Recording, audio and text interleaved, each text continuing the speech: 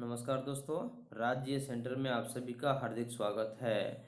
आज हम बहुत महत्वपूर्ण ही कक्षा 10th क्लास के नागरिक शास्त्र पाठ संख्या 4 लोकतंत्र की उपलब्धियों के सारे महत्वपूर्ण लघु, अति लघु एवं दीर्घ उत्तरीय प्रश्नों को लेकर आए हैं, जिसे अंत तक देखें, लाइक करें, शेयर करें, कमेंट करें और मेरे चैनल को सब्सक्राइब कर लें ताकि सभी नोटिफिकेशन आपको मिलता रहे।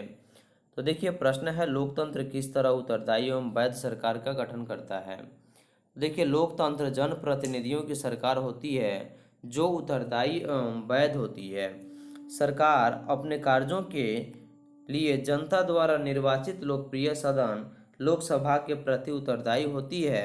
वह निरंतर जन कल्याण एवं यानी कि लगातार जनता के कल्याण एवं जन आकांक्षाओं को यानी कि जनता की इच्छाओं को पूरा करने में लगी रहती है। इस तरह सरकार में कानून का शासन होता है। कानून के समक्ष सभी समान होते हैं। किसी भी प्रकार की जैसे जाति, वंश, धर्म या लिंग के आधार पर किसी प्रकार का भेदभाव नहीं किया जाता है। यदि सरकार अपने कार्यकाल में जन आकांक्षाओं की पूर्ति नहीं करती है तो दूसरे चुनाव में जनता उन्हें वापस बुला लेती है। इस प्रकार हम देखते हैं कि जनतंत्र या लोकतंत्र उत्तरदायी एवं वैध सरकार होती है। लोकतंत्र किस प्रकार आर्थिक समृद्धि एवं विकास में सहायक बनता है। तो देखिए, लोकतंत्र देश की आर्थिक समृद्धि एवं विकास में बहुत ही सहायक होती है, क्योंकि इसका मुख्य लक्ष्य लोक कल्याणकारी कार्य करके आम जनता को खुशहाल रखना है और यह निरंकुश राजतंत्र एवं तानाशाही व्यवस्था से बेहतर व्यवस्था होती है और इसमें सभी नागरिक के मतदाता के रूप में चुनाव के माध्यम से शासन व्यवस्था में भागीदार बनते हैं तथा व्यवस्थापिका के उम्मीदवार भी बनते हैं और यह देश में खुशहाली लाने के लिए बेरोजगार लोगों को रोजगार देती है। ग्रामीण एवं शहरी बेरोजगारों को अपने विभिन्न आर्थिक कार्यक्रम द्वारा उन्हें रोजगार प्रदान करती है। इस व्यवस्था में सरकार का निरंतर यानी कि लगातार प्रयास रहता है कि सभी नागरिक को सामाजिक, आर्थिक, राजनीतिक, धार्मिक न्याय मिले। इस प्रकार हम देखते हैं कि लोकतंत्र आर्थिक समृद्धि एवं विकास में अन्य शासन व्यवस्था की तुलना में बहुत सहायक होता है। अगला प्रश्न है लोकतंत्र किन परिस्थितियों में सामाजिक विषमताओं को पाटने में मददगार होता है और सामंजस्य के वातावरण का निर्माण करता है।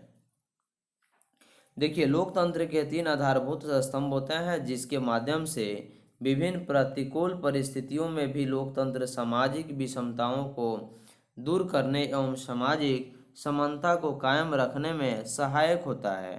वह 3 आधारभूत स्तंभ है समानता, स्वतंत्रता और तीसरा बंधुत्व। इतना ही नहीं, 3 आदर्शों के माध्यम से लोकतंत्र सक्रिय कार्य करता है और सामाजिक विषमता जैसे ऊंच नीच, अमीर गरीब, छुआछूत जैसे परंपरागत बुराइयों को दूर करता है। इसके पीछे कानूनी मान्यता भी दी जाती है। अगला प्रश्न है भारत में लोकतंत्र के भविष्य को आप किस रूप में देखते हैं। तो देखिए, भारत विश्व का सबसे प्रजातांत्रिक देश है और यहाँ लोकतंत्र का भविष्य उज्जवल है।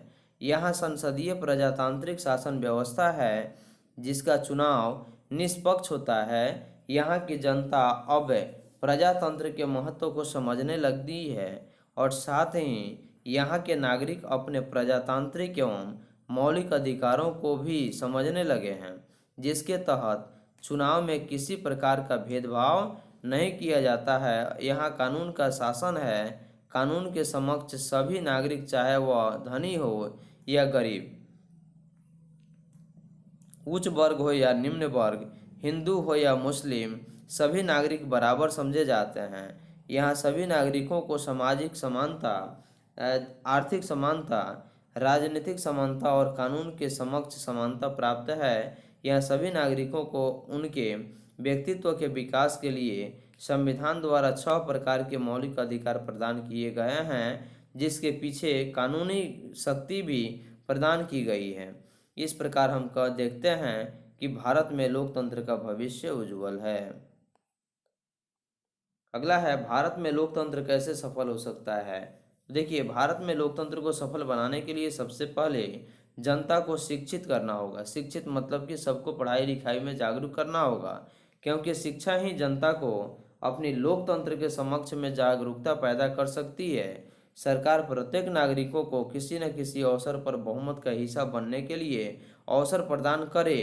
किसी भी स्तर पर जनता की आर्थिक, सामाजिक तथा धार्मिक और जाति में असमानता नहीं हो तथा न्याय या कानून तथा सार्वजनिक स्थान पर सभी जनता का समान अधिकार हो।